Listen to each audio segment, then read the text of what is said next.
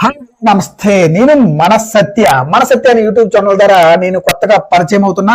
So game changer యొక్క review గురించి చెప్పాలనుకుంటున్నా. Game changer cinema ఎలా ఉంది అనేది ఇప్పుడు మనం తెలుసుకోబోతున్నాం. గేమ్ చేంజర్ గురించి ఎన్ని క్యారెక్టర్లు ఉన్నాయి, అసలు క్యారెక్టర్లు ఎలా డిజైన్ చేశారు, సాంగ్స్ ఎలా ఉంది, డిఓపి ఎలా ఉంది, స్క్రీన్ ప్లే ఎలా ప్రెజెంట్ చేశారు శంకర్ గారు, వీటన్నిటి గురించి క్షుణ్ణంగా తెలుసుకోవాలనుకుంటే ముందుగా మీరైతే చేయవలసింది ఒక లైక్ అండి.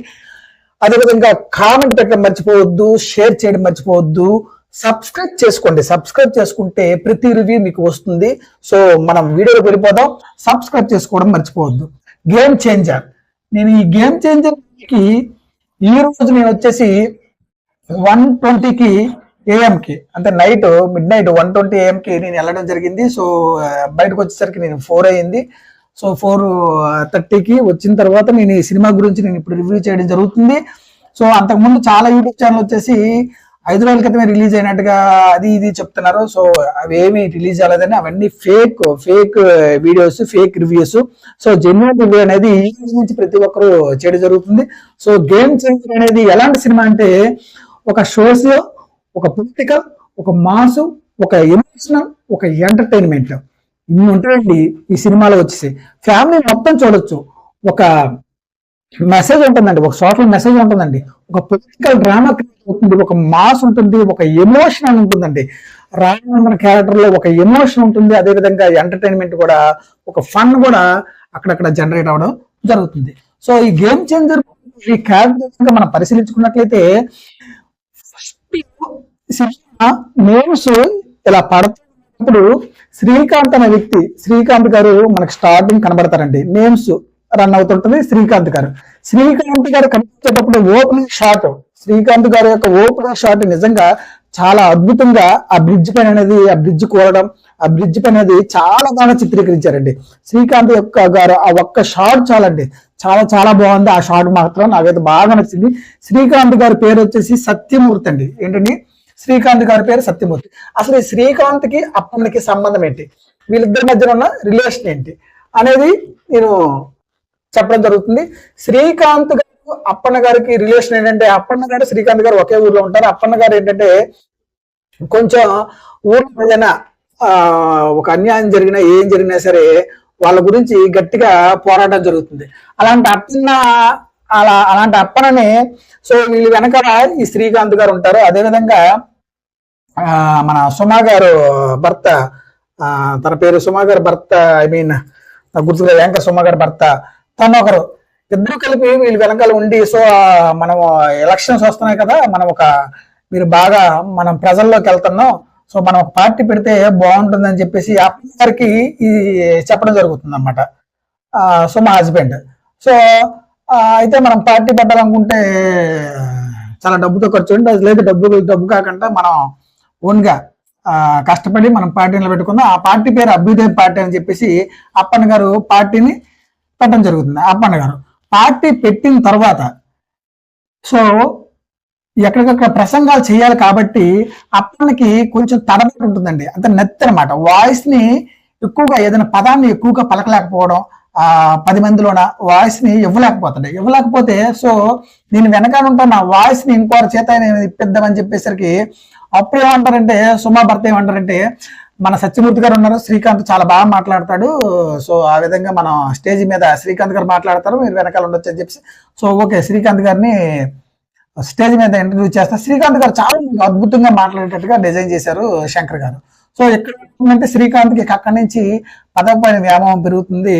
ఈడు హైలైట్ ఉంటాడు అన్నమాట స్పీచ్ అవడం వల్ల.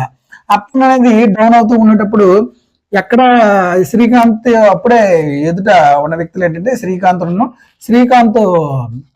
పక్కన అలా వైకుంఠపురం కాదండి, శ్రీకాంత్ పక్కన వచ్చేసి మన సుమా భర్త గారు, రాజీవ్ కనకాల. సో రాజీవ్ కనకాల శ్రీకాంత్ ఒకటైపోయి వేరే వాళ్ళతో టైప్ అయ్యామంటే డబ్బులు తీసుకోవడం చేస్తారు. ఆ విషయం తెలుసుకున్న అప్పని ఏంటంటే, అభ్యుదయ పార్టీని నేను క్యాన్సిల్ చేస్తానని చెప్పగానే, అభ్యుదయ పార్టీని క్యాన్సిల్ చేస్తే మళ్ళీ ఇబ్బంది అయిపోతుందని చెప్పేసి శ్రీకాంత్ గారు అప్పని ఏంటంటే, సో అక్కడ తన్ని ఇచ్చేయడం జరుగుతుంది అప్పన్న గారు. నాకు ఎందుకంటే ఆ క్యారెక్టర్ చనిపోవడం నాకు నచ్చలేదు.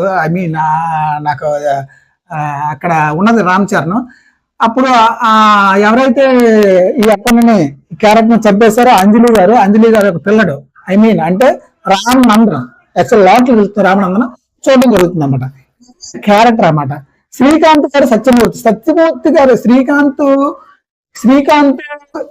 సీఎం అనమాట. ఇప్పుడు సీఎం క్యాండిడేట్. ఈ సీఎం క్యాండిడేట్ కి ఒక నమ్మిన గంట ఉంటాడండి, నమ్మిన గంట శ్రీకాంత్ గారికి నమ్మిన అలా వైకుంఠపురంలో ఉన్న విలన్ అండి. అలా వైకుంఠపురంలో శ్రీకాంత్ యొక్క ఫ్రెండ్ ఎవరండి అంటే అదే రాజీవ్ భర్త రాజీవ్ కనకాల. ఈ రాజీవ్ కనకాల ఆల్రెడీ చంపడం అక్కడ ఉంటాడు కాబట్టి వీళ్ళిద్దరు పరిరక్షణలో జరుగుతుంది కాబట్టి నువ్వు ఆల్రెడీ చూసావు కాబట్టి అని చెప్పేసి శ్రీకాంత్ ఏం చేస్తారంటే రాజీవ్ కనకాల చంపేసి, సో రాజీవ్ కనకాలకు సంబంధించిన ఇద్దరు ఉంటారంట. ఆలే అజయ్ సూర్య ఇంకొకడు. ఇంకొక ఈ అజయ్ సూర్యను శ్రీకాంత్ అనేది పెంచుకోవడం జరుగుతుంది అనమాట. పెంపుడు కొడుకులు అంటారన్నమాట, పెంపుడు కొడుకులు. సో ఆ విధంగా కాకపోతే ఇతను హెల్త్ పరంగా ఎప్పుడు డ్యామేజ్ అవుతుంది. అజయ్ సూర్య సీఎం అవ్వాలని చెప్పేసి ఒక్కస్తో గట్టిగా ఉంటాడు.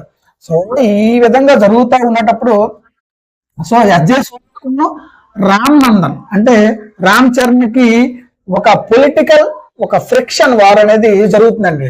ఈ రెండు సీన్స్ ని చాలా బాగా డిజైన్ చేశాడు. నాకైతే మాత్రం రామ్ చరణ్ ఈ రామనందన్ క్యారెక్టర్ లోన ఐపీఎస్ ఐఏఎస్ గడ్డం లుక్, ఈ రామనందన్ ఈ పేరు ఉంటది. ఈ మూడు ఏంటంటే ఒక ఎమోషన్ ఉంటుంది, ఒక సోషల్ మెసేజ్ ఉంటుంది, ఒక మాస్ ఉంటుంది, ఒక పొలిటికల్ ఉంటుంది. చాలా చాలా బాగా డిజైన్ చేశారు. నాకు ఎందుకో కానీ ఎస్జే సూర్యకి 1% ఎక్కువ ఎలివేషన్స్ ఇచ్చారు, ఎక్కువ హైలైట్ చేశాడు ఏమో అనిపిస్తుంది ఈ సినిమాలో. సో ఈ సినిమా చూసుకున్నట్లే రామ్ చరణ్ ఒక ఐపీఎస్ ఐఏఎస్ క్యారెక్టర్ లో ఒక గడ్డలు కూడా కనబడతారండి. ఐపీఎస్ ఒక యాక్షన్ ఉంటుంది, ఒక సిటీ ఉంటుంది, ఒక ఐఏఎస్ ఉండేసరికి ఒక చాలా బాగా కనిపిస్తుందండి. ఆ గడ్డ వచ్చేసరికి ఒక ఫైర్ అవతల వ్యక్తులు కొట్టాలి, తప్పు చేస్తేనే ఫైర్ ఉంటుందండి. ఆ ఫైర్ ని కంట్రోల్ చేసుకోవడం కోసం చాలా ఇబ్బంది ఉన్న టైం అప్పుడు అక్కడ ఒక హీరోయిన్ పరిచయం అవుతుందండి. హీరోయిన్ పరిచయం సో నువ్వు ఐపీఎస్ లో ఉంటే నాకు నచ్చదు, ఐఏఎస్ లో ఉంటేనే నేను పెళ్లి చేసుకుంటాను అని చెప్పడం, తన కోపాన్ని కంట్రోల్ చేసుకోవాలంటే దోప్ పదాన్ని వాడుతుందండి. దోప్ మీ కోపాన్ని కంట్రోల్ చేసుకోవాలని చెప్పేసి తనకు అనుగుణంగా ఉంటాడు, ఒక్కొక్కసారి దొరికిపోతూ ఉంటాడు. ఫస్ట్ ఐపీఎస్ అనేది వస్తుంది. ఐపీఎస్ రాగానే ఏంటంటే తనకు దూరంగా వెళ్ళిపోవడం, తర్వాత ఐఏఎస్ వచ్చాక తనకు కలవడం. అక్కడ బ్రహ్మానందం గారు చాలా ఫన్ క్రియేట్ అవుతుంది. బ్రహ్మానందం గారు కావచ్చు, సునీల్ క్యారెక్టర్ కూడా కొంచెం ఫన్ జనరేట్ అవుతుంది. యాక్చువల్ నాకు ఎక్కడ సంబంధించినంటే అడ్జస్ట్ ఉంటారండి అన్నయ్యకున్న అడ్జస్ట్ వచ్చే ఆ విలన్ వెనక వచ్చే వాళ్ళ అన్నయ్య బాగా నచ్చిందండి. వాళ్ళ అన్నయ్య కాబట్టి చాలా బాగా డిజైన్ చేశారు. ఈ సినిమా హైలైట్ ఏమైనా ఉంది అంటే అప్పన్న క్యారెక్టర్ అండి, పంచకట్టు క్యారెక్టర్. సో పంచకట్టు క్యారెక్టర్ అండి ఈ సినిమాకి హైలైట్ అండి. ఈ సినిమాకి హైలైట్ అండి. ఈ సినిమాకి హైలైట్ అండి పంచకట్టు క్యారెక్టర్. ఈ పంచకట్టు క్యారెక్టర్ అప్పన్న నిజంగా ఈ క్యారెక్టర్ డిజైన్ చేసుకోకపోతే మాత్రం ఈ సినిమాలు వేరేలా ఉండు. ఈ పంచకట్టు క్యారెక్టర్ గురించి మనం వెళ్ళాలండి. అదేవిధంగా తమిళకి వచ్చేసి బీజిఎం, బ్యాక్గ్రౌండ్ మ్యూజిక్, అసలు ఈ సినిమాకి పిచ్చింగే బీజిఎం అండి. చాలా ఎక్కడైతే పోతుందేమో సినిమా అనుకునే టైంలో ఈ బీజిఎం అవుతుందండి, సినిమాని తక్కువ అవుతుంది. ఈ బీజిఎం నిజంగా తమన్ మాత్రం ఎక్స్ట్రాడినరీ మ్యూజిక్ అనేది బీజిఎం అనేది ఇవ్వడం జరిగింది. తమన్ గారికి థ్యాంక్స్. అదేవిధంగా డోప్ సాంగ్ వచ్చేసి తిరుగు గారు దీన్ని డిజైన్ చేశారండి. డిఓపి అండి. ఈ సినిమా మొత్తానికి డిఓపి ఏంటంటే అంటే లైటింగ్ సిస్టమ్ కావచ్చు. ఆ డోప్ సాంగ్ లో 1,00,000 నుంచి 2,00,000 లైటింగ్ సిస్టమ్ తో చాలా బాగా ఉంటది ఆ డోప్ సాంగ్. ఆ లైటింగ్ సిస్టమ్ చాలా బాగా డిజైన్ చేశారు. అందులో వచ్చే సాంగ్స్ సంబంధించి ఒక స్టెప్ కూడా చాలా బాగుంటుంది. అదేవిధంగా జరగండి సంబంధించి ఒక డిజైన్ చేయడం జరిగిందండి. ఒక సెట్ వేశారు. ఎలా ఉంటుందంటే మన వైజాగ్ కొండపైన ఉన్న ఇల్లు స్టెప్ బై స్టెప్ ఎలా ఉంటుంది, అదేవిధంగా మన విజయవాడ మొదల ప్రభుత్వంలో ఒక కొండపైన ఒక స్టెప్ బై స్టెప్ ఎలా ఉంటాయి, ఒక సిటీ లుక్ అనేది మనకి జరగని సాంగ్ లో అయితే చూపించడం జరిగింది. కాకపోతే నాకు తెలిసి సాంగ్ ని నాకు తెలియదు. యాక్చువల్ గా ఆ సాంగ్ అయితే చేశారు. సో ఆ సాంగ్ అయితే మరి లేదు. అదేవిధంగా రామ్ చరణ్ యొక్క షాట్ ఈ సినిమా హైలైట్ అండి.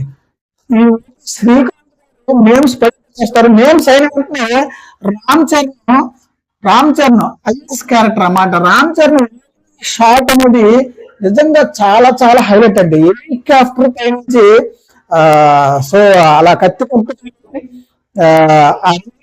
అలా కట్ చేసుకుంటూ వెళ్తే అక్కడ ఫైట్ కానీ ఈ సినిమాకి నిజంగా షాట్ అనేది నిజంగా హైలైట్ అండి. అదేవిధంగా ఈ సినిమాలోన వస్తుంది అదొక సీక్వెన్స్ అండి ఈ సినిమాకి. మళ్ళీ లాస్ట్ ఎండింగ్ పాయింట్ అండి. ఈ సీక్వెన్స్ లో ఈ సినిమాకి చాలా ప్రాణం పెట్టేసాయండి ఈ 3 సీక్వెన్స్ లో. అదేవిధంగా ఈ ప్లాట్ కనుక చూసుకుంటే మలుపులు కనుక చూసుకుంటే ఒక 2 మలుపులు ఉంటాయండి. ఏంటంటే సింహం చుట్టూ జరుగుతాయి అన్నమాట. సింహం చుట్టూ జరుగుతాయి. సింహం కన్ఫ్యూజన్ అనమాట. ఈ శ్రీకాంత్ గారు ఏమొచ్చేసి ఈ లక్ష్మి చూడగానే ఒక సిచ్యువేషన్ లో అప్పన్న భార్యని ఆయన రామన్న భార్యని అర్జున్ చూడగానే ఇతను చేసిన పాపం గుర్తుకొచ్చేసి ఇతను ఇంకా అప్పటికి ఒక రియలైజేషన్ వస్తుంది. నా కొడుకులు నేను పెంచుకున్న కొడుకులు మంచి వాళ్ళు కాదు తత్వం తెలుసుకున్నాక శ్రీకాంత్ గారు ఆ సీరియల్ పోస్ట్ ఎవరికి ఇస్తారు అక్కడ ఒక ట్విస్ట్ అనేది ఉంటదండి. ఎస్ఎస్ సూర్యకి వస్తుంది, రామనందకి వస్తుంది, రామకి వస్తుంది, ఎస్ఎస్ సూర్యకి వస్తుంది. ఈ ట్విస్ట్ అనేది నేను చెప్పను. ఈ సీఎం క్యారెక్టర్ ఎవరు అనేది నేను చెప్పను. చివరికి వచ్చేసరికి నమ్మిని బంటికి వస్తుంది, ఎలా ఉంటుంది, ఈ రామనందనకి ఉంటుందా, సీఎం క్యారెక్టర్ లో రామ్ చరణ్ కనిపించరు అనేది మీరు థియేటర్ లో చూడండి. ఎందుకంటే నేను చెప్తే మీకు వైబ్రేషన్ పోతుంది అన్నమాట. సో మీరు అక్కడే తెలుసుకోవాలి ఇది. అదేవిధంగా చూసుకుంటే ప్లాట్ పాయింట్ ఈ 2 మలుపులు మాత్రం ఈ సినిమాకి హైలైట్ అండి.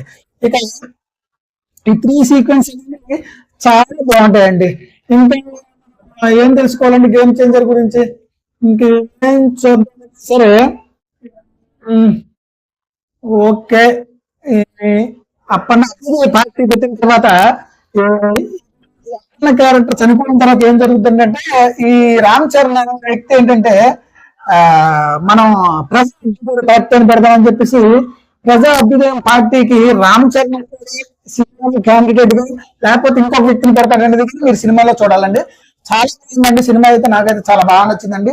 ఓవరాల్ గా సినిమా అయితే గుడ్ అండి, చూడొచ్చండి. సో ఫ్యామిలీతో మొత్తం కలిపి ఒక్కసారి సినిమా చూడండి. చాలా మెసేజ్ ఉందండి. సమాజానికి ఒక మంచి మెసేజ్ అనేది మాత్రం ఈ సినిమా ఇవ్వడం జరిగింది. సో ఈ వీడియో మీకు నచ్చినట్లయితే ప్లీజ్ అలా చూసి వెళ్ళిపోవద్దు. మన సత్య అనే యూట్యూబ్ ఛానల్ లైక్ చేయండి, అదేవిధంగా షేర్ చేయండి, సబ్స్క్రైబ్ చేసుకోండి, కామెంట్ చేయడం మర్చిపోవద్దు. సంక్రాంతికి బ్లాక్ బస్టర్ మూవీ అవుతుందని తప్పనిసరిగా నేను నమ్ముతున్నాను. నేను సినిమా చూసి వచ్చాను. 100% నాకు ఈ సినిమా నచ్చింది.